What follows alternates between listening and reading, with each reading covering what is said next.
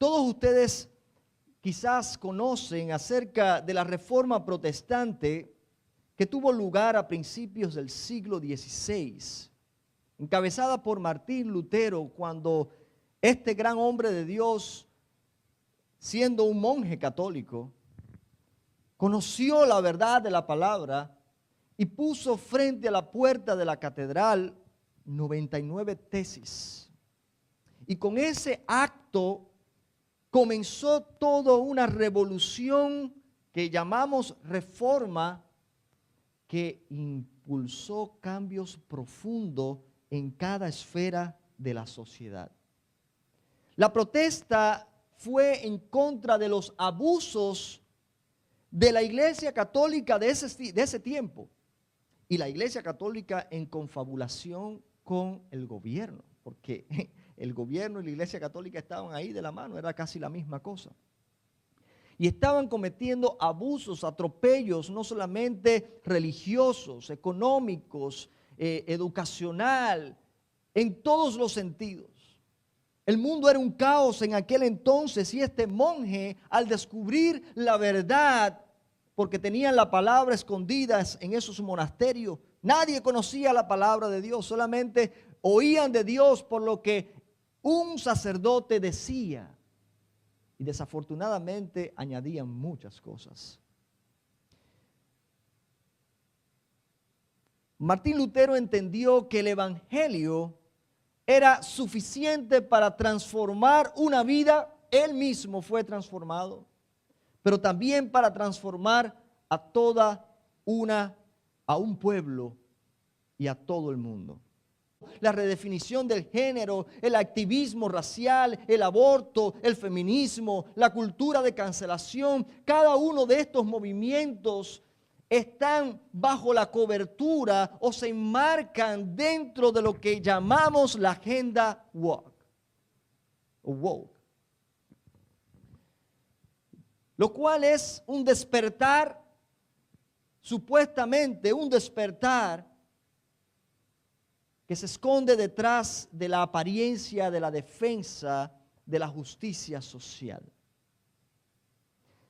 Estoy hablando de esto porque así como Martín Lutero entendió que el evangelio es una solución a los males de la sociedad, el evangelio hoy también sigue siendo la respuesta a todos estos males.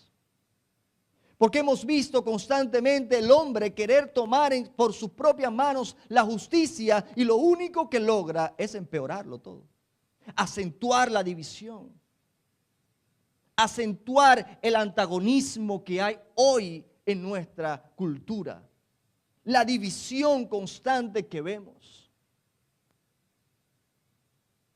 El término woke tiene sus raíces en la cultura afroamericana y comenzó a usarse en la década de 1930 para referirse a una conciencia crítica sobre las injusticias raciales. A lo largo de las décadas, el término cobró relevancia durante el movimiento de los derechos civiles en Estados Unidos, de 1950 al 60, haciendo un llamado a mantenerse despierto ante la opresión racial. Eventos recientes que impulsaron el resurgimiento de este movimiento han sido la formación del movimiento Black Lives Matter en el 2013. El movimiento Me Too, iniciado en el 2017. Luego la muerte de George Floyd, que ustedes escucharon cantidad de eso en el 2020. Y saben todo lo que provocó la muerte de George Floyd. Saben todo lo que provocó esto, casi una ciudad destruida por causa de aquellos que salieron a las calles a protestar, no pasivamente, sino agresivamente, destruyendo. Y recientemente hemos visto un auge como nunca sobre el debate de los derechos de la comunidad LGBTQ+, o llamado también identidad de género. Les voy a ser honesto. Yo no creo que el movimiento woke es por los problemas de la sociedad. Yo no creo que ha venido a formarse por causa de la formación de Black Lives Matter, ni ninguno de estos sucesos. Mi opinión personal es que el movimiento woke ha resultado como producto del silencio de la iglesia. La iglesia está dormida. Y cuando la iglesia no se levanta a dar la respuesta que el evangelio da, la solución que el evangelio da a los conflictos del mundo de hoy, el diablo toma lugar. Cada vez que la iglesia se ha quedado quieta, el gobierno, otras entidades toman lo que la iglesia comenzó. Y cuando lo toman otros, con intereses egoístas, personales, malvados, destruyen todo.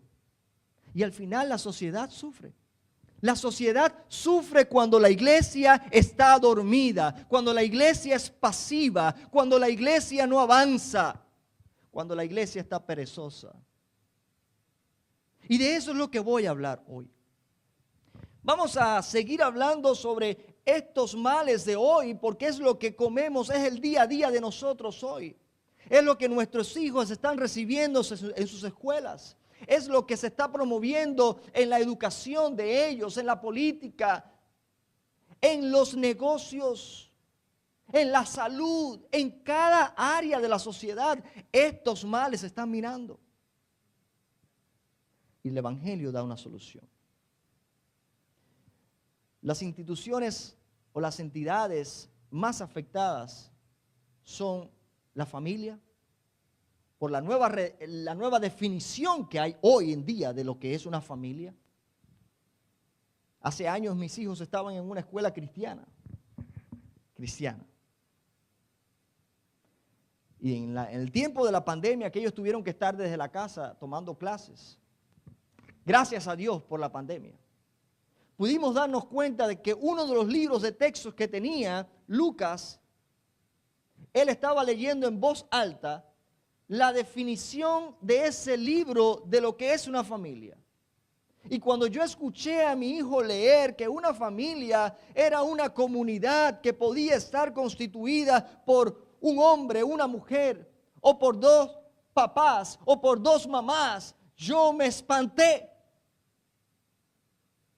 Porque estamos hablando de una escuela cristiana.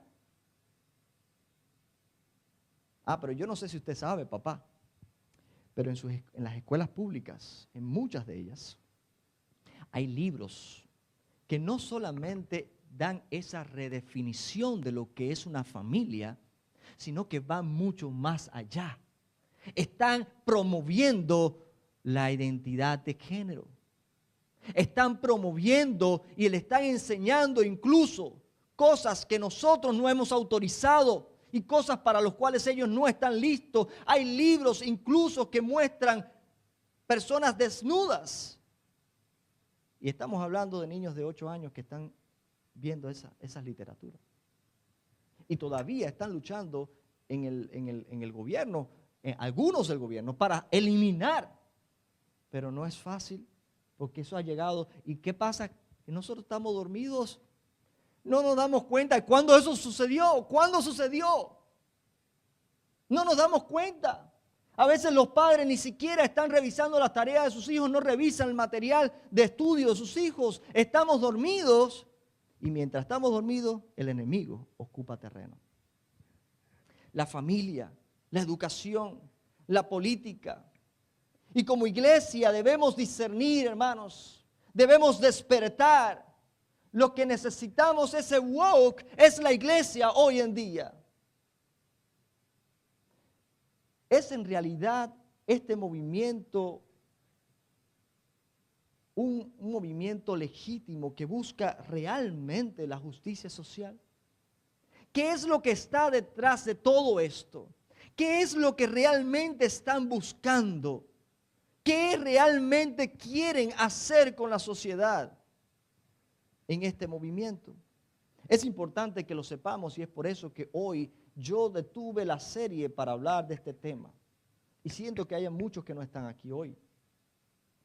Porque esto es importante. Les dejé un material que hice para dárselo a ustedes y estén bien informados acerca de lo que es el movimiento woke. La agenda woke ha influenciado profundamente en diversas esferas de la sociedad a medida que observamos estas áreas. Y a medida que observamos estas áreas, veremos que muchas veces el mensaje de este movimiento entra en conflicto con lo que la palabra dice. Y ahí es donde nosotros entramos. Hay cosas que lucen parecidas, pero no son igual. El trigo y la cizaña son idénticas a simple vista. Pero el fin de ellas, el fruto de ellas, son muy diferentes. Este movimiento no tiene nada que ver con la Biblia. Aunque supuestamente buscan la justicia social, también nosotros buscamos la justicia social, pero no la justicia de los hombres, sino la justicia de Dios, que son muy diferentes. Si miramos un poquito a lo que ellos llaman identidad de género, en todos los niveles del sistema educativo se está enseñando esta barbaridad. Se está enseñando, se le está inculcando y se está obligando a nuestros hijos a recibir esa mala educación.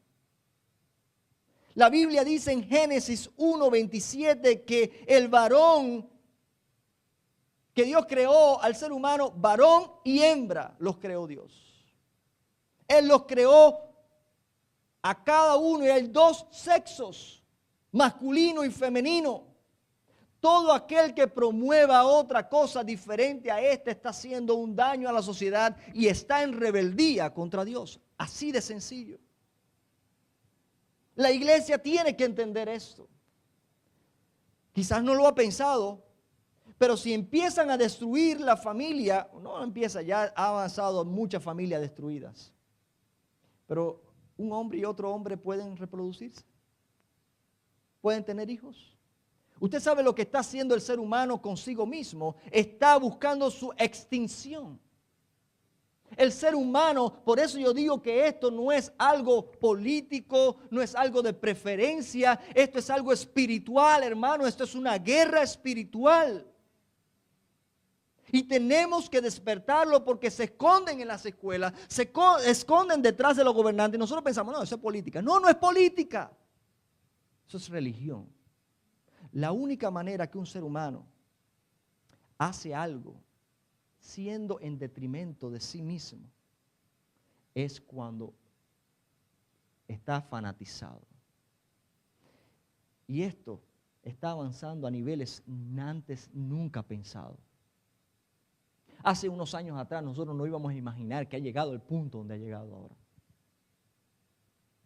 Saben, en los últimos años del presidente Obama se aprobó la ley de que el casamiento entre homosexuales. Y yo como parte de la Junta de Pastores estábamos nosotros bien preocupados con eso. Porque como era una ley, si venía una persona acá, un matrimonio no, o dos personas del mismo sexo que querían casarse, yo estaba obligado por la ley a decirle sí. En contra de mi propia conciencia. ¿A dónde hemos llegado? Tuvimos entonces en las iglesias que empezar a reescribir la constitución de la iglesia y poner bien claro que en nuestra iglesia nosotros no hacemos tal cosa. Pero a ese punto nos están empujando. ¿Y nosotros qué? Ok. Tenemos que echar para adelante. Porque hay un mensaje que cambia. Hay un mensaje que responde. no es el odio, no es la división, es el evangelio que transforma vida. Y nosotros lo tenemos, iglesia. La iglesia, si la iglesia no se levanta con claridad en este tema, el mundo definirá por nosotros lo que es la familia, lo que es un hombre y una mujer. La justicia racial. Está más que claro lo que dice Filipenses 3:28, que nos recuerda: no hay judío ni griego, no hay esclavo ni libre, no hay varón ni mujer, porque todos vosotros sois uno en Cristo Jesús. La iglesia defiende los derechos de todos. La Biblia habla bien claro de no hacer acepción de personas, no solo por el color de la piel. No hacer acepción de personas, sea rico o pobre, sea adulto o niño, sea hombre o mujer, sea de una nacionalidad o de otra, no importa su estatus migratorio. La iglesia siempre ha sido vanguardia con eso. ¿Por qué tenemos ahora la iglesia que dejar eso en manos de Black Lives Matter? Eso nos toca a nosotros. Ya la iglesia ha cedido mucho. Ahorita hablábamos de la educación. ¿Sabe de quién era la educación? Los más ancianos pueden hablar mejor de eso, los mayores de esta iglesia. La educación empezó en la iglesia. Las grandes universidades que vemos hoy empezaron en las iglesias. ¿Qué hizo la iglesia? Vamos a dársela al gobierno. ¿Y qué hace el gobierno? Adoctrinarlos. Nosotros los adoctrinamos, pero con la palabra de Dios, que es verdad. Ahora el gobierno, cada vez que hay un político diferente, le enseña lo que ese político quiere, la agenda que ese político quiere avanzar. Y la verdad, ¿dónde está? Estamos perdiendo terreno. Estamos cediendo lugar al diablo. Estamos cediendo el lugar al enemigo. Teniendo nosotros un poderoso mensaje que es capaz de cambiar. La iglesia debe ser una voz de reconciliación y unidad. No podemos permitir que la justicia social se convierta en un vehículo para el odio, para la destrucción. En lugar de adoptar filosofías del mundo, hermanos, debemos predicar la verdad de la justicia de Dios. Debemos predicar la verdad basada en el amor y en el valor de cada individuo que ha sido creado a imagen y semejanza de Dios, sin importar las diferencias que existen. Las mujeres, muchas mujeres hoy hablan de su derecho, de su propio cuerpo, a costa del asesinato de bebés que todavía no han nacido. Y este es uno de los temas que más me causa enojo, porque son bebés que no tienen voz, son bebés que no se pueden defender. Y diariamente en este país mueren miles y miles de bebés. Yo no sé si ustedes saben cómo se produce un aborto, pero ese bebé en el vientre de su madre lucha incansablemente para salvarse, mientras que con una pinza están extrayendo poco a poco cada parte de su cuerpo. Es duro verlo, hermanos. Pero ¿sabe qué? Hay gente que dice, no, yo no quiero ver eso, simplemente. Hoy, esta agenda está promoviendo eso. ¿Dónde está la iglesia? Hablando del caballo blanco del Apocalipsis. Cuando tenemos hoy una crisis que el evangelio da respuesta a ella.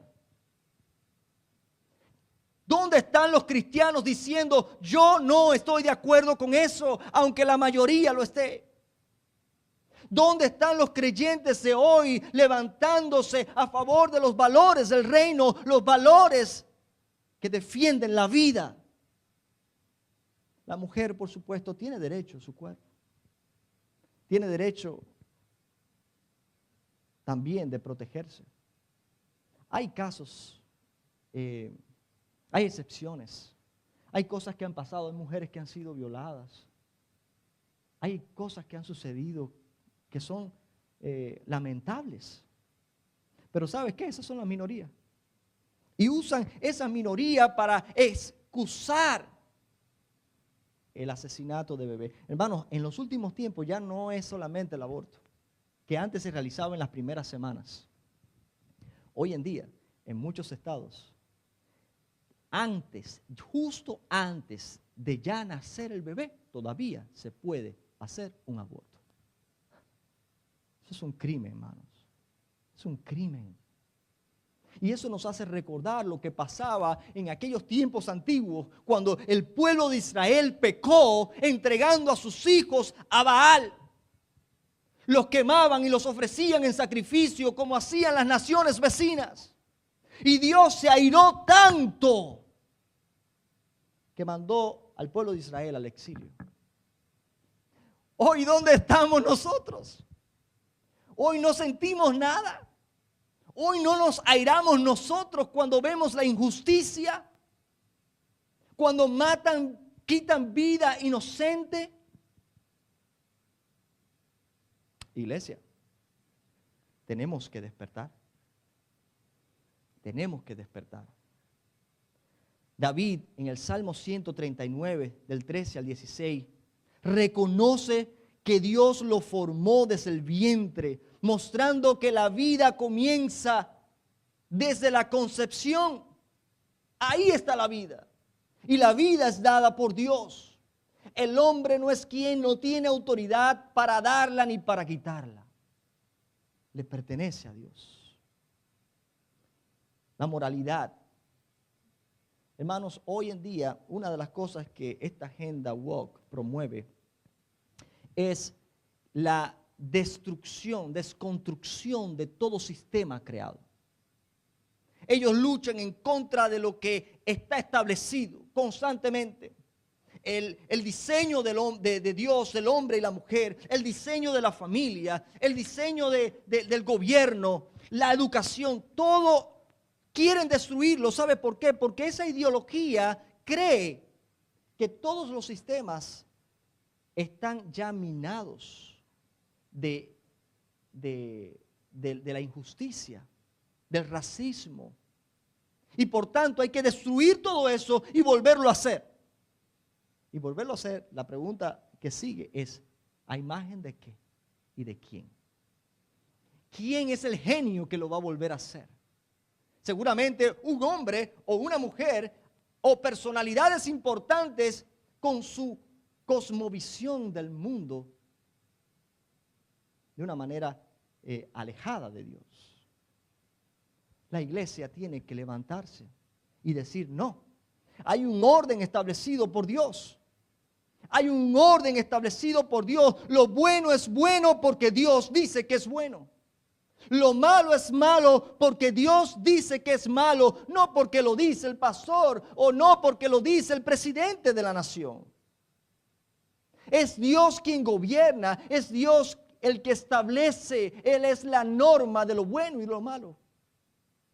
Pero la agenda woke trata de redefinir lo que es correcto y lo que no lo es.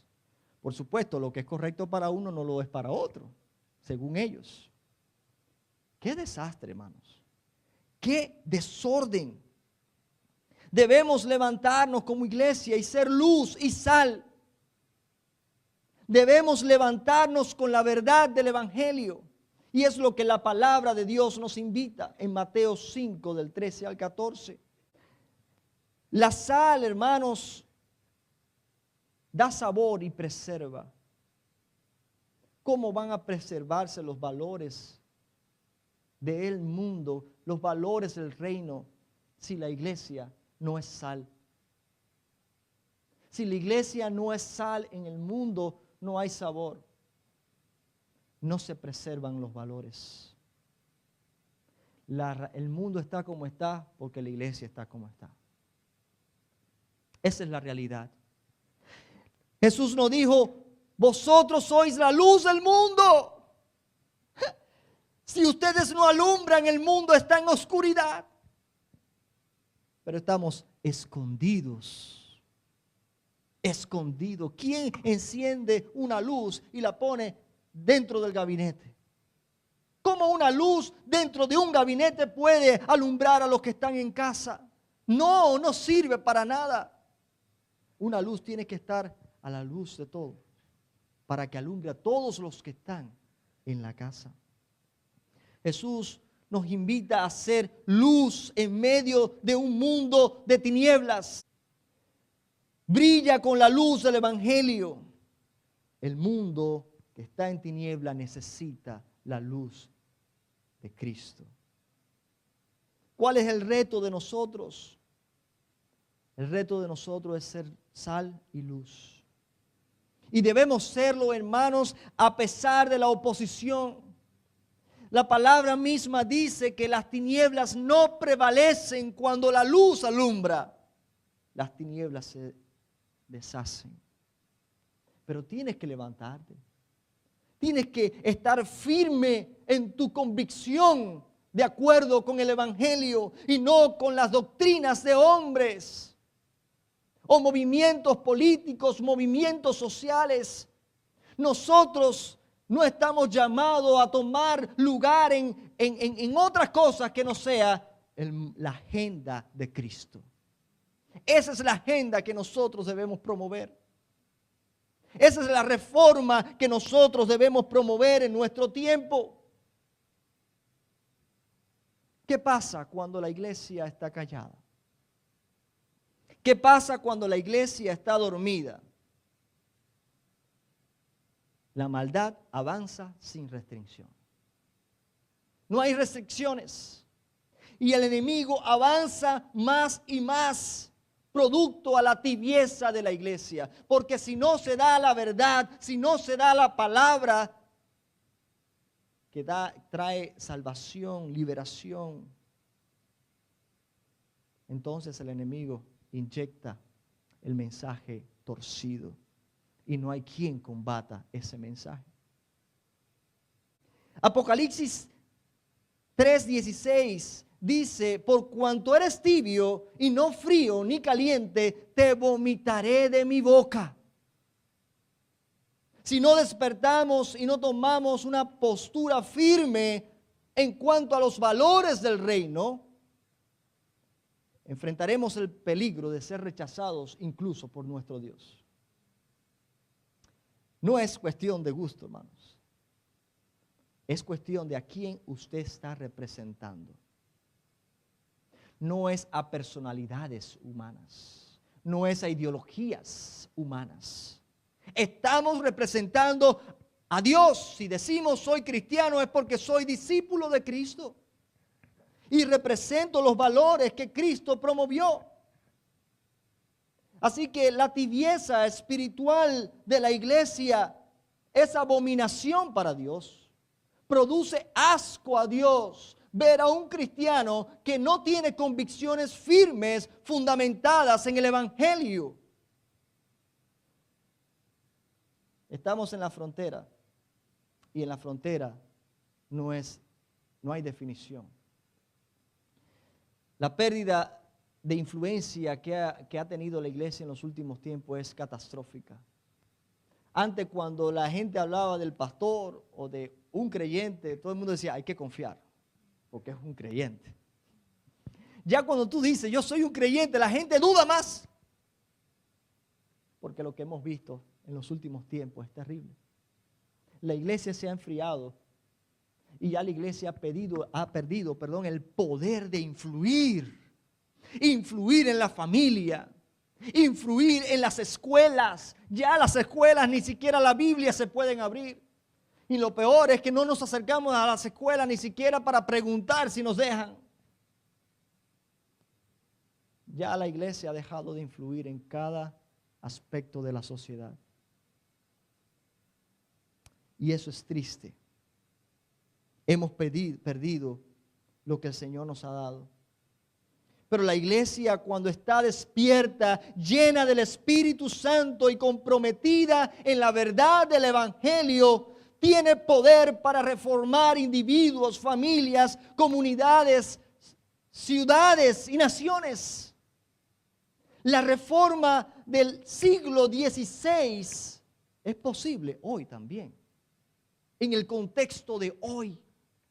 Pero eso requiere, hermanos, que la iglesia se levante. Requiere esforzarnos y ser valientes y salir adelante, no con nuestras ideas propias. Ojo con eso, con la verdad del Evangelio. Con la verdad del Evangelio. Martín Lutero lo creyó y realmente ocurrió en aquel entonces. Los problemas de hoy son otros. No son los de la reforma de Martín Lutero, hay otros, hay llamados reformadores de hoy, de estos tiempos, que lo único que tienen es la retórica de la reforma, pero no la práctica. Se han quedado en las tradiciones de la reforma, pero hoy en día tenemos que ser parte de la reforma de estos movimientos que se contraponen a la verdad del Evangelio, que están arrastrando a tanta gente a una vida ficticia, utópica. La comunidad, los jóvenes de hoy creen más lo que es virtual que lo que es real. Han confundido lo que es verdad. La realidad virtual para ellos es más realidad que la realidad física. Tenemos un mundo muy confundido y nuestros jóvenes están creciendo en esa confusión, en esa mezcla de cosas. Querida iglesia, en este momento debemos despertarnos a la realidad que estamos viviendo hoy, en este siglo, en este tiempo difícil que nos ha tocado vivir.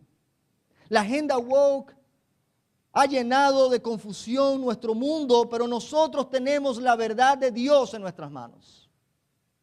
Si nosotros la escondemos en monasterios como hizo la Iglesia Católica en aquel entonces el mundo no conoce la verdad. Por eso está en nuestras manos. No importa quién salga en las elecciones este año, es la iglesia, no los políticos.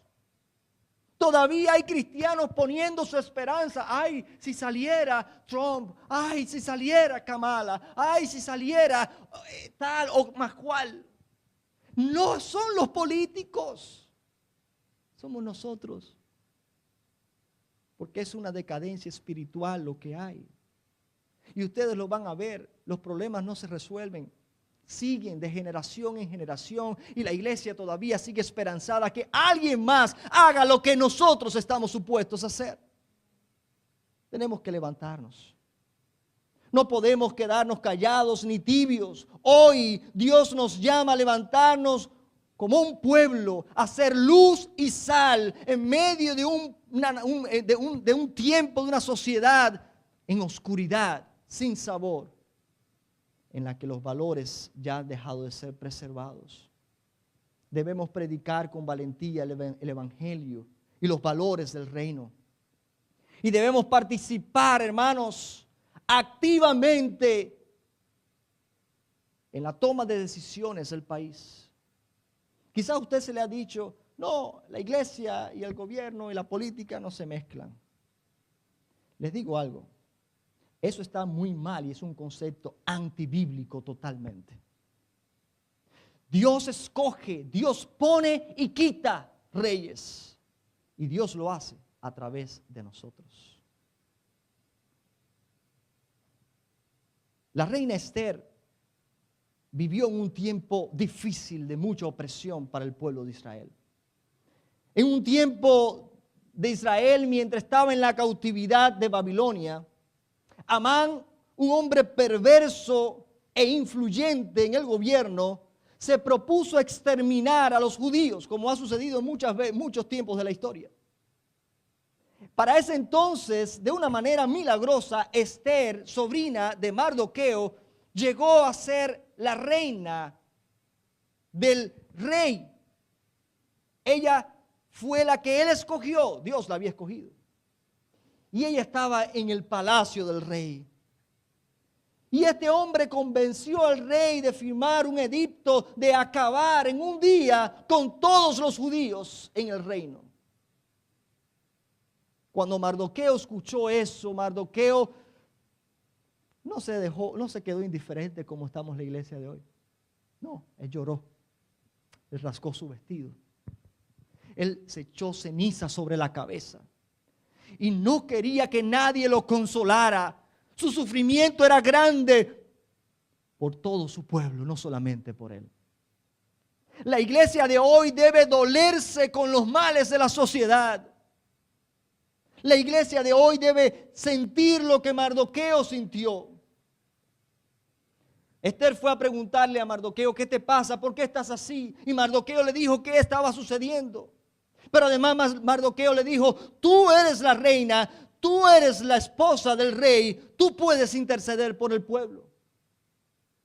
Pero cuando Esther escuchó eso, le dijo: hay una ley, una sola ley. Y es que si yo voy a donde está el rey sin ser llamada, lo que me espera es la muerte. Mardoqueo le respondió: no pienses que escaparás en la casa del rey más que cualquier otro judío. Porque si callas absolutamente en este tiempo, respiro y liberación vendrá de alguna otra parte para los judíos, mas tú y la casa de tus padres pereceréis. Y quién sabe si para esta hora has llegado al reino. ¿Quién sabe si para esta hora tú estás aquí? ¿Cuál fue la respuesta de Esther a esta confrontación contundente de Mardoqueo? Ve y reúne a todos los judíos que se hallan en Susa y ayunad por mí. Y no comáis ni bebáis en 3 días, noche y día. Yo también con mis doncellas ayunaré igualmente, y entonces entraré a ver al rey, aunque no sea conforme a la ley. Y si perezco, que perezca. ¡Wow! Yo quisiera ver a los hombres de hoy tener los pantalones tan bien puestos como lo tenía esta mujer. Hermanos, ella no se quedó callada. Ella fue y halló gracia delante del rey. Y porque estuvo dispuesta a dar su vida por el pueblo, Dios la bendijo. Halló gracia delante de Dios. Y por la gracia de Dios, el pueblo de Israel no fue destruido según el plan de Mardoqueo, de Amán, perdón. ¿Dónde está la iglesia de hoy? ¿Quién dice que los cristianos no influyen en el gobierno? Es el gobierno que por ninguna razón debe meterse aquí. Es el gobierno que por ninguna razón debe promover división en la iglesia, que si yo soy demócrata o republicano, no me importa que tú eres hijo de Dios. Y el reino que nosotros representamos no es de este mundo, es de los cielos. Así que cualquier división no es en la casa de Dios. No estamos aquí para tomar lados, estamos aquí para tomar el lugar que nos corresponde como iglesia, impactando cada esfera de la sociedad, familia, educación, gobierno, todo, como lo hizo Esther. Pero no solamente Esther fue valiente y habló. En la historia de Israel hay un montón de profetas que fueron con valentía a confrontar a esos reyes que estaban llevando al pueblo de Israel en contra de los valores del reino. Ustedes recordarán que Natán confrontó a David cuando David pecó. ¿Recuerdan? Ustedes recuerdan que Elías confrontó a Acab cuando metió al pueblo en la idolatría. ¿Recuerdan? Un profeta de Dios confrontó al político, al rey en aquel entonces. Ustedes recordarán que Jeremías confrontó al rey Sedequías. Nosotros hoy somos los profetas de este tiempo. Y estamos llamados a confrontar a toda autoridad, sea en el gobierno, sea en la educación, con la verdad del evangelio. Iglesia, quitémonos esa idea. Por supuesto que nosotros no promovemos políticas, no hacemos campaña a ningún candidato, pero es importante que en los tiempos que estamos viviendo, ustedes sepan bien por quién van a votar. Y que más que personalidades, ustedes vean cuáles son las pólizas que esos candidatos están promoviendo. Porque al final, como le dijo Mardoqueo a Esther, no pienses que escaparás. No pienses que escaparás. El mal que es para unos es para todos. Pero después está la iglesia, después que no votan o votan mal, después están queriendo hacer un exorcismo alrededor de la Casa Blanca. Ay, señores, quita todos los demonios. No, es ahora. Es ahora donde hay que hacerlo. Ustedes saben, y con esto termino, ustedes saben que hace unos días escuché a un reportero hablando de este asunto de las elecciones. ¿Saben lo que dijo? Para mi sorpresa, dijo que el voto cristiano define las elecciones de este país. Yo no sabía eso. Especialmente en los estados que no son ni republicanos ni demócratas, que hay años que gana el republicano, hay años que gana el demócrata. En esos estados péndulos, el voto cristiano es esencial. Y es por eso que tú oyes a los candidatos que nunca han sido cristianos decir, yo soy cristiano. Ahora resulta que una es bautista. Es bautista. Promueve el aborto, promueve la ideología de género y un montón de cosas que van en contra de la fe cristiana. Ah, pero es bautista. El otro es católico y el otro es judío. ¿Por qué ustedes creen que lo hacen? Porque están buscando el voto cristiano. Tengamos discernimiento y entendimiento de los tiempos que estamos viviendo. Porque si es el voto cristiano quien define las elecciones, entonces eso me recuerda que Dios pone y quita reyes por medio de su pueblo. Es por medio de su pueblo.